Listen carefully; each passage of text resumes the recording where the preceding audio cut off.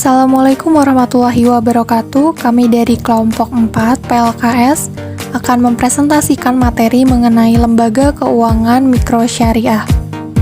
Kelompok 4 beranggotakan yang pertama Kuat Istiqomah, yang kedua Afifah Nur Fauzia, yang ketiga Alista Nuraini, keempat Muhammad Ridwan, kelima Adita Nur Fitrayana, yang keenam Afifatul Mukaromah, dan yang ketujuh Nurul Fakih, kelas 5 HSB.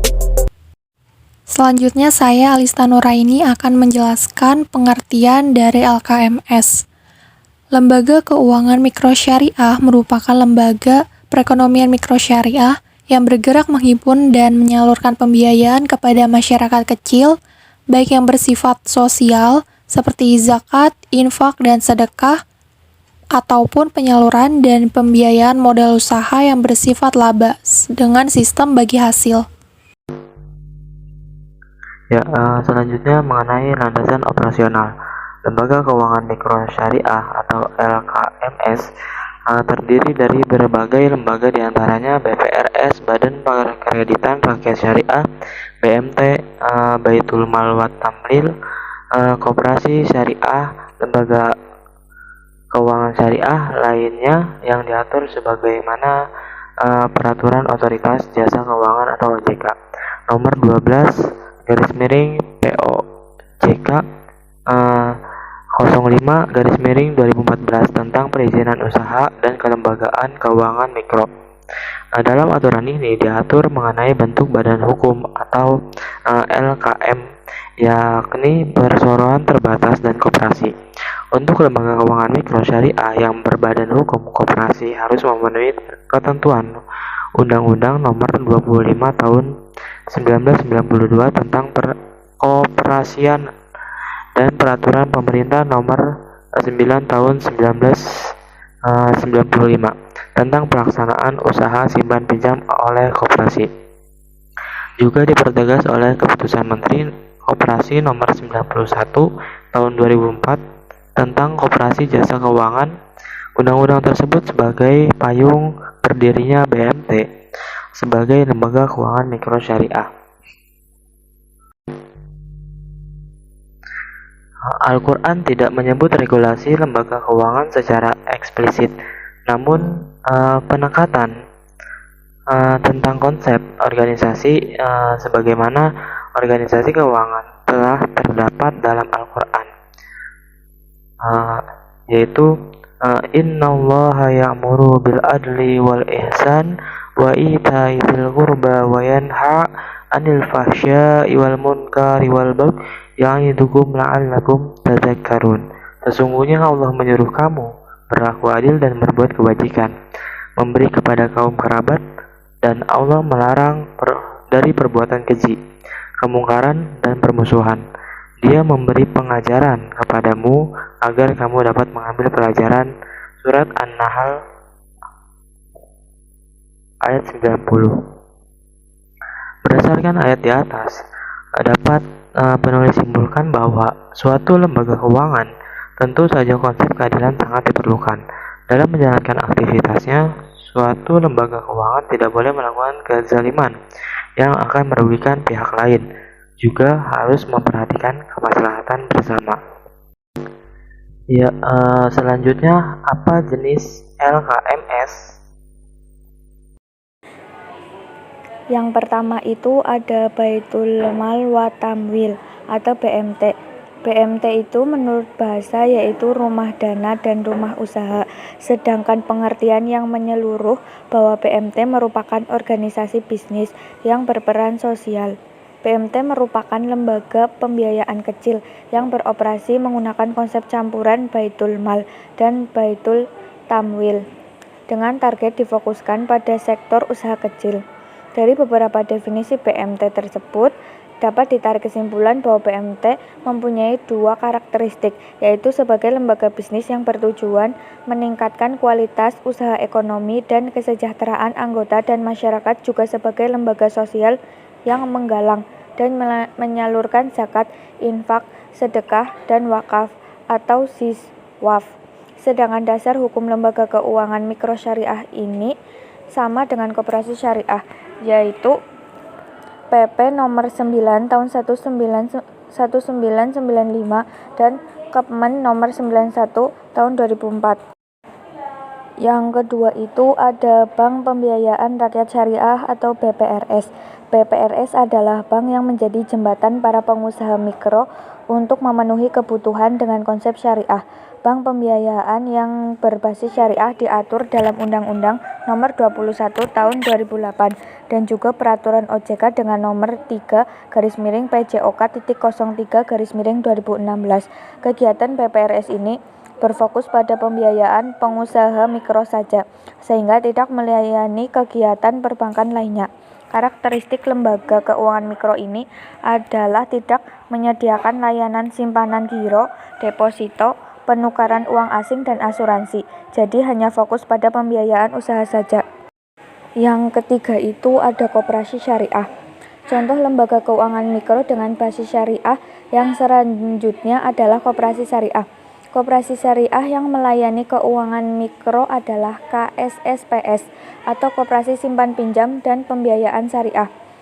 Keberadaan KSPPS ini sesuai dengan keputusan dari Menteri Koperasi nomor 91/Kep/KUKM/9/2004. Dalam menjalankan KSPPS ini sama dengan koperasi konvensional lainnya. Hanya saja di koperasi ini menyediakan jasa untuk investasi, pembiayaan, dan simpanan dengan cara syariah. Adapun produk-produk pembiayaan pada KSPPS, BPRS atau BMT. Sebagaimana lembaga pelayanan jasa keuangan, KSPPS ataupun BMT pasti memiliki pelayanan jasa keuangan berupa produk ataupun jasa. Jika KSPPS berfungsi dalam melayani masyarakat melalui simpan pinjam serta pembiayaan, sedangkan BMT juga akan berperan sebagai lembaga jasa sosial yang menerima titipan zakat, infak, sedekah, serta wakaf. Sedangkan produk dari BPRS adalah yang satu, menghimpun dana masyarakat dalam bentuk simpanan berupa deposito, berjangka, tabungan, dan atau bentuk lainnya yang dipersamakan dengan itu. Yang kedua, memberikan kredit. Yang ketiga, menyediakan pembiayaan dan penempatan dana berdasarkan prinsip syariah sesuai dengan ketentuan yang ditetapkan oleh Bank Indonesia.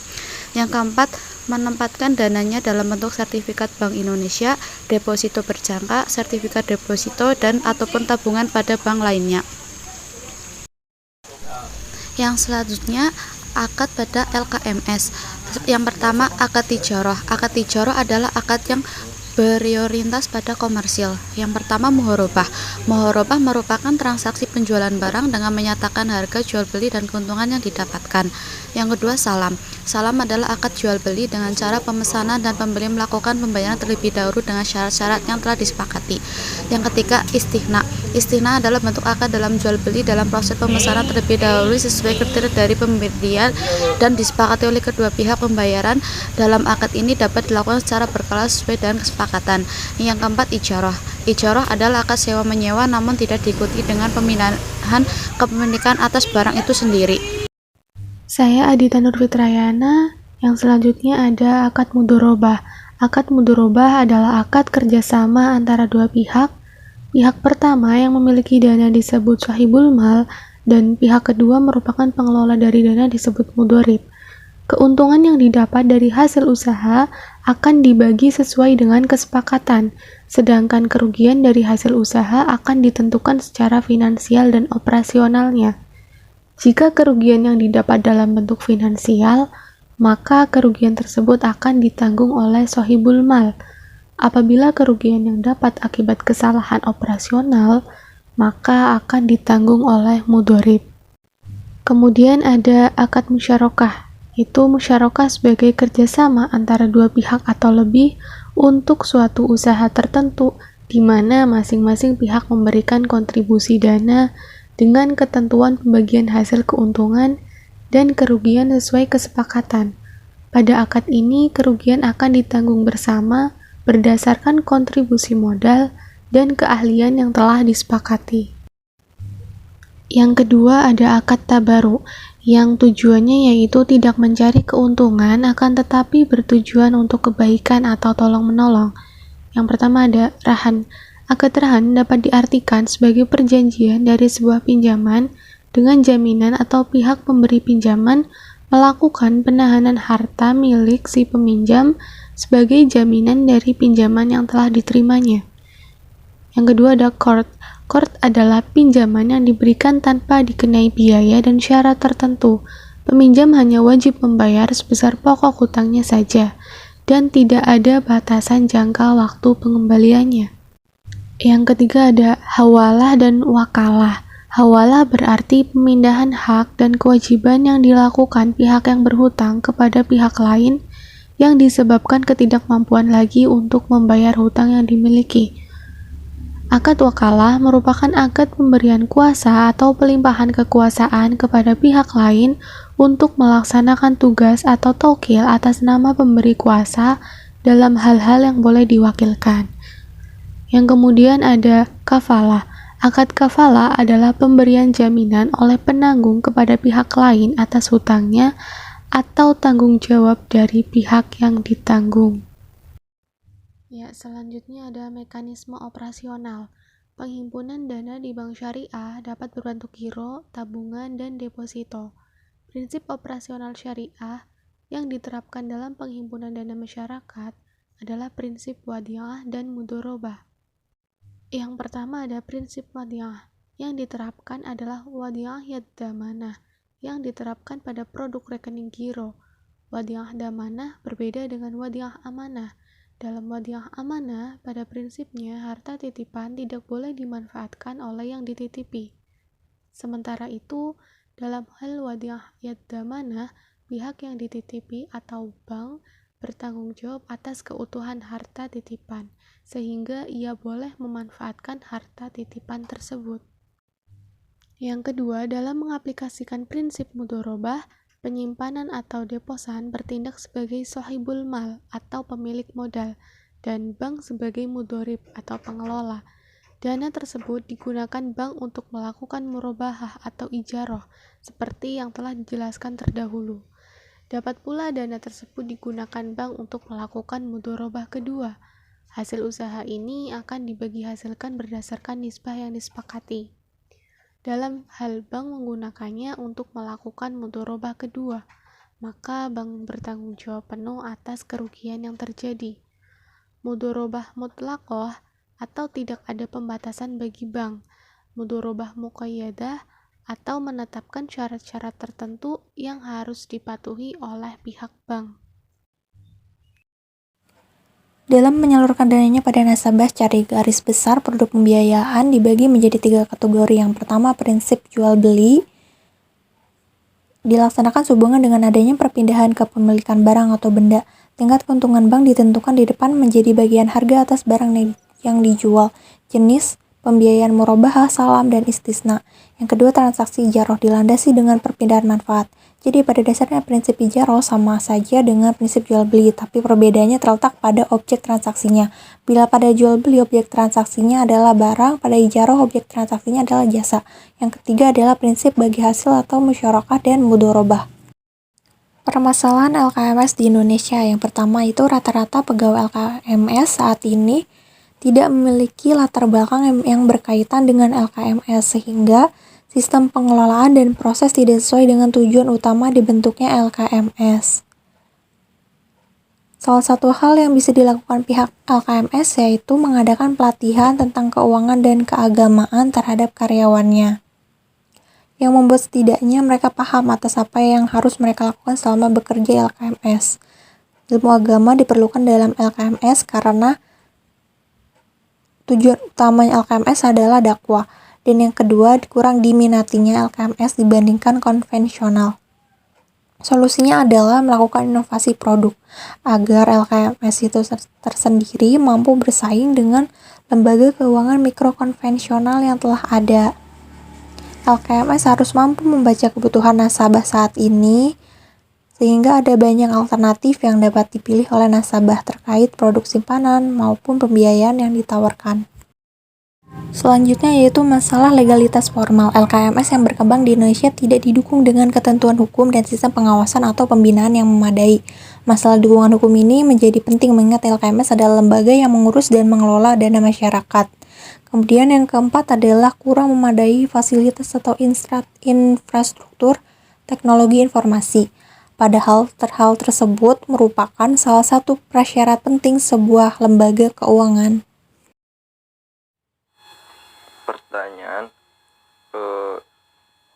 Pertanyaan pertama dari kelompok 3 yaitu apakah ada syarat-syarat untuk mendapatkan pembiayaan dana di BPRS? Tentunya jawabannya yaitu tentunya ada, baik di BPRS ataupun di LKMS, lembaga keuangan mikro syariah manapun, baik berupa persyaratan administrasi ataupun dokumen yang dilampirkan. Pertanyaan kedua yaitu dari kelompok 7. Pertanyaannya yaitu apakah koperasi syariah perlu usaha lembaga keuangan mikro, perlu izin usaha lembaga keuangan mikro?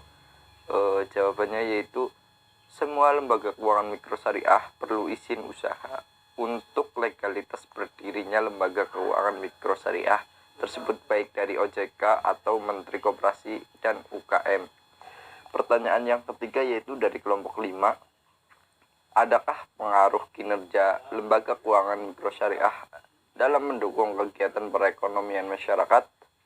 Ya, lembaga keuangan mikro syariah menjadi salah satu lembaga intermediasi yang memiliki potensi besar untuk mendorong pemberdayaan ekonomi masyarakat, baik dari sisi jumlah maupun volume usaha, dan didirikan untuk memberikan jasa pengembangan usaha dan pemberdayaan masyarakat, baik melalui pinjaman ataupun pembiayaan dalam skala usaha kecil kepada anggota dan masyarakat, pengelola simpanan, maupun pemberian jasa konsultasi pengembangan usaha yang semata-mata tidak mencari keuntungan.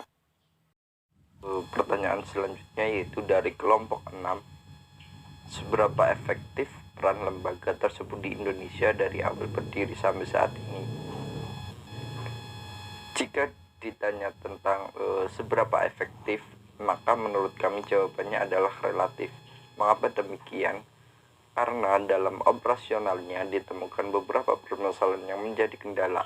Tentunya untuk mengatasi hal tersebut perlu dukungan dari pemerintah, terutama mengenai legitimasi lembaga keuangan mikro syariah itu sendiri.